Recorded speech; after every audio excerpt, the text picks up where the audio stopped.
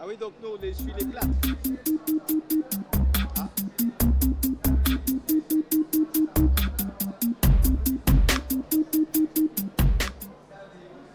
Bonjour à tous, bienvenue sur le plateau du siècle vert pour cette émission Notre regard. Intitulée aujourd'hui « Le soleil ne se couche jamais sur l'agriculture française ». En effet, grâce aux départements et territoires d'outre-mer, la Guadeloupe, la Martinique, la Guyane, la Réunion, mais aussi la Polynésie française, mais aussi Tahiti, mais aussi Saint-Pierre-et-Miquelon, mais aussi Wallis et Futuna, et j'en oublie peut-être, l'agriculture française est présente sur tous les océans et sur tous les continents. Pour en parler aujourd'hui, j'ai le plaisir d'accueillir Louis-Daniel Berthom, qui est président de l'ODEADOM, qui est l'Office de l'agriculture d'outre-mer, Philippe Ruel, qui est directeur de l'UGPBAN, la banane française, et Olivier Fontaine, qui est secrétaire général de la Chambre d'agriculture de la Réunion. Louis-Daniel Berthom, je vais commencer avec vous. Pouvez-vous nous donner un panorama un peu général de cette agriculture ultramarine ? Oui, alors l'agriculture ultramarine, c'est une agriculture très diverse et très diversifiée, avec des exploitants de toute taille. Hein. Bon, ça va de la banane, bien sûr, aux Antilles, la canne aux Antilles, à la Réunion, un peu en Guyane, et puis bien sûr l'élevage, et puis toutes les productions, toutes les autres productions végétales, les fruits et légumes qu'on retrouve un peu partout, et donc ça c'est très, très important pour nous. En tout cas, nous avons une agriculture qui est très diversifiée, et nous avons également des agriculteurs qui veulent vivre de leur métier, et là l'ODEADOM doit les accompagner. Sur tous les territoires, ça fait à peu près combien d'agriculteurs, d'exploitations agricoles? Je n'ai pas le nombre sur l'ensemble du territoire, mais ça fait quand même beaucoup plusieurs milliers. Agricoles. Plusieurs milliers, bien sûr, et plusieurs dizaines de milliers même d'agriculteurs sur l'ensemble du territoire. Et d'ailleurs, dans certains territoires, l'agriculture représente une part importante des agriculteurs et surtout des salariés agricoles, des salariés tout court des îles. Donc, quand la banane, on va voir tout à l'heure, représente dans les Antilles, la banane a une part importante dans l'emploi qui est desservi, la Réunion également, et donc voilà.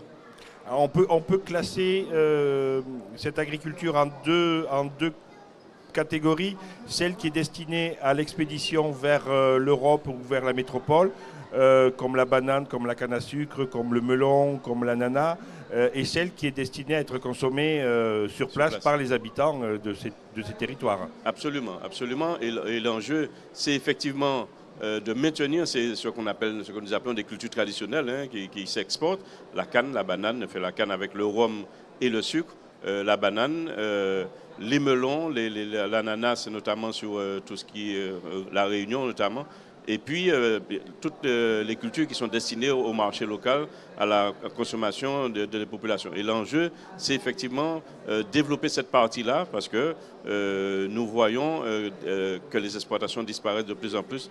Alors, je pense bien sûr à ce qui se passe en Martinique, parce que je suis président également de la Chambre d'agriculture de la Martinique, mais je vois aussi la même chose se faire un peu partout. Alors, sauf peut-être en Guyane, où nous avons le nombre d'agriculteurs qui continue d'augmenter. Par contre, le nombre d'agriculteurs augmente en Guyane, c'est intéressant. Ça a augmenté en Guyane, alors que les autres, effectivement, le nombre d'agriculteurs diminue. Et à quoi accompagnez-vous cette augmentation des producteurs en Guyane?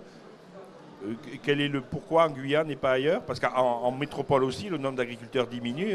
Donc absolument. Pourquoi la Guyane? Alors, le facteur important en Guyane, c'est qu'il y a de la terre. Oui. Il y a de la terre disponible, et les jeunes qui s'installent trouvent de la terre pour s'installer. Alors c'est vrai qu'il y a un peu de morcellement de grandes exploitations, mais il y a de la terre pour pouvoir installer des jeunes agriculteurs qui veulent faire autre chose. Et alors que chez nous, dans les autres régions, la terre, c'est une denrée rare. Qu'il faut protéger d'ailleurs, et le travail des acteurs locaux permettre effectivement que ces fonciers-là soient un peu plus protégés que cela. Alors l'un des enjeux, vous l'avez évoqué rapidement, c'est l'autosuffisance alimentaire des territoires qui n'est pas complète. Alors elle est plus importante, on le verra tout à l'heure par exemple à La Réunion qu'aux Antilles, mais il y a encore beaucoup de progrès à faire pour que l'alimentation soit plus produite localement que venir de métropole ou des Amériques ou d'autres régions suivant la situation de ces départements. Alors oui, alors, il y a bien sûr un gros travail à faire à ce niveau-là. Et le premier travail, c'est permettre aux agriculteurs de s'organiser. Nous avions eu un gros travail qui a été fait par le passé pour développer les filières de production, notamment des coopératives de production. Nous savons également qu'il y a d'autres attentes de la population et d'autres demandes de la population sur les circuits courts et les circuits de proximité, donc notamment la vente directe. Et là aussi, c'est un secteur qu'il faut organiser, notamment tout ce qui est vente directe, pour permettre effectivement aux agriculteurs de fournir des productions sur le marché, mais surtout faire en sorte que des petits agriculteurs ne disparaissent pas comme c'est le cas maintenant, parce que c'est quand même, ils produisent, ils étaient nombreux, et en étant nombreux, ils pouvaient fournir de la production à la population. Et puis, l'agro-transformation, c'est un enjeu aussi pour nous. Et puis, bon, des signes de qualité comme l'agriculture biologique, comme l'agriculture agroécologique. Enfin, il y a plein de choses qu'on peut faire pour maintenir ce tissu d'agriculteurs sur le terrain. Alors vous allez voir qu'en quelques minutes, on va faire le tour du monde. Et donc là, on quitte les Antilles et les Amériques pour la Réunion et l'océan Indien. Olivier Fontaine, vous êtes secrétaire général de la Chambre d'agriculture de la Réunion, récemment élu depuis quelques jours. La Réunion a plusieurs particularités. Une agriculture exportatrice, mais aussi elle se défend bien sur l'autosuffisance alimentaire. Bonjour, effectivement, la Réunion est aujourd'hui une terre de production, une terre d'excellence. Et effectivement, la canne à sucre a une part importante dans nos productions, dans les surfaces qui sont utilisées à cette culture. Toutefois, il y a effectivement une diversité de production qui fait qu'aujourd'hui, on retrouve 75% des fruits et légumes frais consommés à la Réunion, produits à la Réunion, et près de 40 à 50% de l'élevage produit la viande qui est consommée à la Réunion. Donc tout ça, c'est un travail qui remonte à de nombreuses années, une organisation des filières qui a été très importante ces 20 dernières années, mais aussi une adaptation aux habitudes des consommateurs, notamment à travers la vente directe et l'organisation des marchés directs aux consommateurs. Je vous coupe une seconde parce que nous accueillons, on va la laisser rentrer tranquillement sur le plateau, nous accueillons Tena Eya, qui est élue à la Chambre d'agriculture, je vous en prie, de Polynésie française. Allez-y, rentrez, asseyez-vous, vous ne touchez pas le fauteuil, vous prenez le micro. Merci, on a commencé sans vous, mais ce n'est pas grave. Alors, bienvenue, merci d'être avec nous. On continue, on était à La Réunion là pour l'instant avec votre voisin. Donc effectivement, toute cette production est aujourd'hui faite par une grande diversité d'agriculteurs. On a quand même des agriculteurs nombreux sur des petites exploitations, des très petites exploitations où il y a des enjeux très importants en termes de revenus, en termes de difficultés à produire, puisque sur les îles tropicales, une île tropicale, on a énormément de problèmes. Mais la Chambre d'agriculture accompagne tous ces agriculteurs et on a mission à accompagner tous ces agriculteurs parce qu'il y a un enjeu important. Alors, dans les efforts qui ont été faits, que vous avez soulignés, et les succès, c'est notamment sur les filières viande où on atteint quand même des taux d'autosuffisance alimentaire assez importants, notamment en porc et en volaille qui sont très consommés chez vous. Effectivement, aujourd'hui, grâce à la structuration des filières, on arrive à atteindre ces résultats-là. Je pense qu'on peut même aller plus loin, parce qu'aujourd'hui, il ne faut pas que nous, au niveau des Outre-mer et à La Réunion, on soit aussi des filières de dégagement d'autres pays et donner à notre population des produits de moins bonne qualité. Je pense qu'on est capable de le faire. On a une vocation, il y a une dynamique en termes d'installation de jeunes agriculteurs, en termes de personnes qui veulent travailler la terre. Je pense qu'il faut qu'on profite de ça pour justement continuer à avancer. Vous vouliez ajouter quelque chose? Non. Tena, je vais vous présenter vos voisins. Donc Olivier Fontaine de La Réunion, Chambre d'agriculture, secrétaire général. Louis-Daniel Berthom, qui est président de la Chambre d'agriculture de Martinique et président de l'ODEADOM, l'Office de l'agriculture ultramarine. Et Philippe Ruel, qui est directeur de l'UGP BAN, les bananes de Guadeloupe et de Martinique. Alors, On change complètement, encore une fois, de continent, puisqu'on va vers vous, vers la Polynésie française. Alors, je reconnais que moi, personnellement, c'est une des agricultures que je connais peu. Quelles sont les caractéristiques de l'agriculture en Polynésie française? Alors, pour la Polynésie française, nous, c'est tout production confondue, aussi bien du maraîchage que des produits vivriers qui passent par les fruits. L'élevage? L'élevage aussi. C'est beaucoup pour la consommation locale ou il y a une partie qui est expédiée vers la métropole ou vers les... Non, au fait, c'est plutôt pour la consommation locale. On ne vise pas encore le marché extérieur, c'est qu'on n'en a pas assez de produits. Donc, on fait plutôt pour les produits transformés, tout ce qui est des produits séchés ou transformés. C'est ce qu'on envoie à l'extérieur. Et quel est le niveau d'autosuffisance alimentaire entre ce que vous produisez pour satisfaire les besoins des populations? C'est très faible, hein. On peut dire qu'on est à 48% quand même. 48%. Et il y a la pêche aussi qui est importante chez vous. Oui, on peut dire que la pêche lagonaire fait partie aussi, c'est aussi la Chambre de l'agriculture qui gère la pêche lagonaire. On peut dire que la Polynésie vit beaucoup de la pêche. Donc c'est pareil, on ne vise pas encore le marché extérieur. D'accord. Alors on va revenir aux Antilles et parler d'une des filières importantes de cette agriculture ultramarine qui est la banane. Donc la banane de Guadeloupe et Martinique qui est la seule banane produite en France. Donc Philippe Ruel, vous êtes le directeur de l'Union des groupements de producteurs de bananes de Guadeloupe et de Martinique. Un mot sur cette filière. Oui, bonjour. Alors, ce n'est pas la seule banane produite en France, c'est la seule banane commercialisée en France continentale. Pardon. On produit de la banane dans d'autres territoires, évidemment, mais surtout pour la consommation locale. Donc, effectivement, la banane de Guadeloupe et Martinique, c'est une filière qui s'est organisée à partir de 2003-2004. Il y a eu une crise très, très importante dans la filière banane, où il y avait énormément à l'époque de groupements exportateurs de bananes. On appelait ça de façon impropre exportateurs. Et il y avait plus d'une dizaine de metteurs en marché en France continentale, ce qui fait que celui qui voulait de la banane moins chère pouvait toujours en trouver, quoi, hein. Donc, et la banane antillaise était la banane la moins valorisée sur le marché français.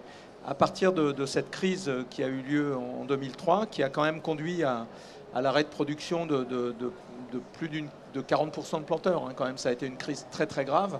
Les producteurs ont choisi de s'organiser et de mettre en place, donc un peu à l'image de ce qu'avait fait La Réunion dans les années 80 pour les filières d'élevage, hein, une organisation, une structuration des filières avec un groupement, une coopérative de producteurs en Guadeloupe qui s'appelle les producteurs de Guadeloupe, une coopérative de producteurs en Martinique, Banamart, et une seule union de commercialisation sur le territoire européen qui s'appelle l'UGPBAN, l'Union des groupements de producteurs de bananes de Guadeloupe et Martinique. Et c'est ça qui a donné une impulsion, en fait. D'abord, ça a permis de mettre en place un cahier des charges commun, une marque commune, qui est la marque La Banane de Guadeloupe et Martinique, une marque origine. Et puis, toute une dynamique qui essaye de promouvoir, pour l'instant avec assez de succès, la banane française cultivée en Guadeloupe et Martinique, sur le territoire principalement français, mais 70% en France, 30% à l'export. Voilà, et tout ça s'accompagne évidemment on est en compétition avec le marché mondial, hein, sur cette filière banane. C'est typiquement un des produits qui est le plus mondialisé, avec des pays producteurs qui produisent... l'échange de bananes, c'est 20 millions de tonnes par an. La Guadeloupe et la Martinique en produisent 250 000 tonnes. C'est pour dire que c'est quand même... voilà. Et la consommation française? La consommation française, c'est 600 000 tonnes. D'accord. Voilà, et la consommation européenne, 6,5 millions de tonnes. Donc c'est le premier marché mondial. Donc on est tout de suite dans le grand bain, quoi, hein. On peut pas, là, on n'a pas de bouée, on n'a pas le temps d'apprendre à nager. Et tout de suite, on est dans le grand bain. Et donc on essaye de développer nos spécificités françaises qui sont liées à notre réglementation européenne et française en matière phytosanitaire, sociale, notamment, sécurité alimentaire. Et donc ça, on en est très fiers. Ça pourrait paraître être des contraintes, mais en fait, c'est des atouts considérables pour nos producteurs, puisqu'on peut se présenter aux consommateurs comme étant garant de produits français qui respectent les lois sociales françaises, qui respectent les lois environnementales françaises, qui ont une traçabilité alimentaire. Et donc c'est ce qu'on essaye de promouvoir. Et on essaye de dire aux consommateurs, achetez en conscience, n'achetez pas de la banane en pensant qu'une banane en vaut une autre. Il y a une banane qui est cultivée en Guadeloupe et Martinique, qui respecte toutes ces exigences. Et c'est encore le message qu'on fait passer au salon cette année. Alors Louis-Daniel Berthom, vous êtes vous-même producteur de bananes, mais je voudrais qu'on dise un mot d'une autre filière importante qui est celle de la canne à sucre. Alors, soit pour faire du sucre à La Réunion, on va y revenir, soit plutôt pour faire du rhum aux Antilles. C'est un point important aussi. Oui, surtout en Martinique, le rhum, c'est surtout la spécialité de la Martinique. Bien sûr, on fait beaucoup de rhum aussi en Guadeloupe et à La Réunion, et aussi en Guyane, parce qu'il ne faut pas que on oublie les producteurs de Polynésie aussi, je crois qu'on fait un peu de rhum. Aussi, on fait un petit peu. Oui, on fait un peu. On fait un petit peu aussi. Mais c'est vrai qu'on fait beaucoup de rhum en Martinique. Mais la situation qu'on connaît au niveau de la canne, c'est on a des difficultés et on aura de plus en plus de difficultés parce qu'on a deux problèmes majeurs au niveau de la canne. Premièrement, on a peu de produits qui nous permettent de lutter contre l'enherbement, ou pratiquement rien maintenant. Alors on nous demande d'arracher l'herbe à la main, mais pour nous, c'est retourner à une époque passée qui revient. Faire arracher de l'herbe dans la canne à la main, c'est complètement inimaginable. Et puis deuxièmement, la réglementation au niveau du sucre a complètement chamboulé les choses. Et donc le prix du sucre mondial a complètement chuté. Et donc les producteurs français de sucre de canne ne peuvent plus tenir la route. Alors, il y a eu une compensation qui a été donnée, mais qui a été donnée une fois. Et donc, nous devons nous poser la question de savoir qu'est-ce que nous allons faire de nos superficies en canne à sucre et surtout quel type de sucre nous allons produire. Et ça, c'est un enjeu important pour l'avenir de nos territoires parce que la canne à sucre représente une part importante de notre agriculture, tant dans le Pacifique, à La Réunion, qu'aux Antilles et la Guyane, même si la Guyane n'a pas beaucoup de surface plantée en canne, mais en tout cas c'est aussi important pour nous. Et donc je crois que là aussi il faut qu'on fasse très attention à l'avenir. On a vu disparaître une production que nous avons en Martinique qui était l'ananas. On est passé de 20 000 tonnes d'ananas il y a quelques décennies à moins de 300 tonnes cette année. Et donc, nous risquons d'avoir les mêmes problématiques sur d'autres cultures si on ne fait pas attention et si on ne donne pas aux producteurs des moyens de changer la donne. Et ce sont des territoires, effectivement, qui après sont abandonnés et perdus pour tout le monde. Olivier Fontaine, la Réunion est en première ligne sur ce problème du sucre, justement. Vous êtes vous-même producteur de canne à sucre. Oui, effectivement, je suis producteur de canne à sucre. La canne à sucre représente la moitié des surfaces agricoles à La Réunion. Donc, elle est adaptée à l'île, elle est adaptée à résister aussi, il ne faut pas l'oublier, aux cyclones, aux catastrophes naturelles, c'est très important.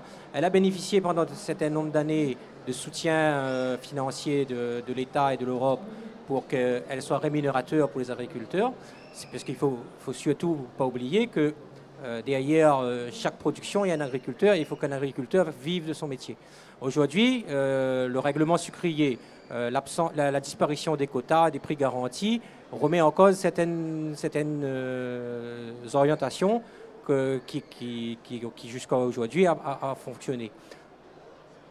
Je pense qu'il faut qu'on réfléchisse aussi à de nouveaux débouchés, à mieux valoriser peut-être le sucre demain, sans trop bouleverser les équilibres. Parce que, comme je dis, c'est une économie qui est en place depuis quelques années, depuis des décennies. Il ne faut pas casser tout d'un coup comme ça. Mais il faut réfléchir pour que demain, on puisse garder cette culture sur notre île, dans les départements d'outre-mer de façon générale, et qu'on arrive à faire vivre nos agriculteurs. Parce que la disparition de la main-d'œuvre aussi, puisque M. Berthom en parlait, revenir à des procédés d'antan, ça va être très compliqué.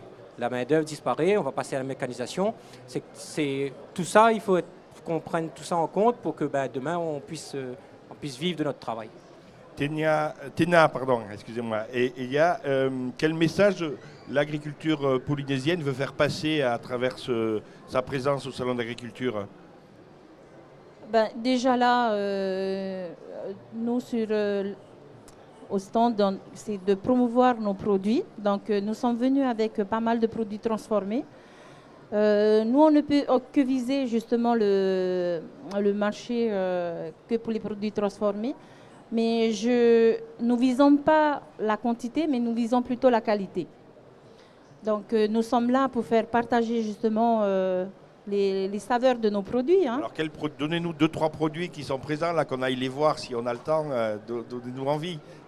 Ben, déjà là, on parle du canne à sucre, donc on a du rhum. Oui. On a du rhum, il y a du miel, il y a de la confiture aussi. Mais sinon, les autres produits, c'est plutôt des produits cosmétiques à base de plantes Beaucoup de cosmétiques, oui. Oui, Voilà. Qui font un peu rêver tout le monde. Oui. Ce matin, quand je suis passé, il y avait Miss France qui était chez vous parce qu'elle est de chez vous. C'est bien ça. C'est ça, j'ai bien compris. Philippe Ruel, on va terminer avec vous. Il y a une actualité sur la banane française cette année au salon qui va se passer mardi, je crois.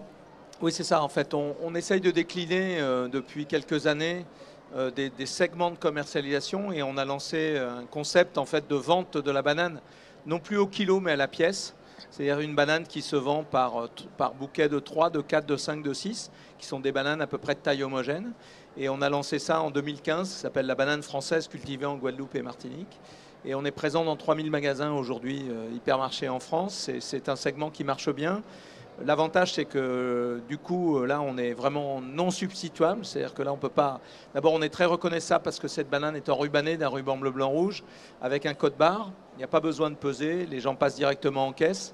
Et on a décliné l'année dernière cette gamme avec la banane française équitable qui est destinée aux petits producteurs, donc des producteurs qui ont moins de 4-5 hectares.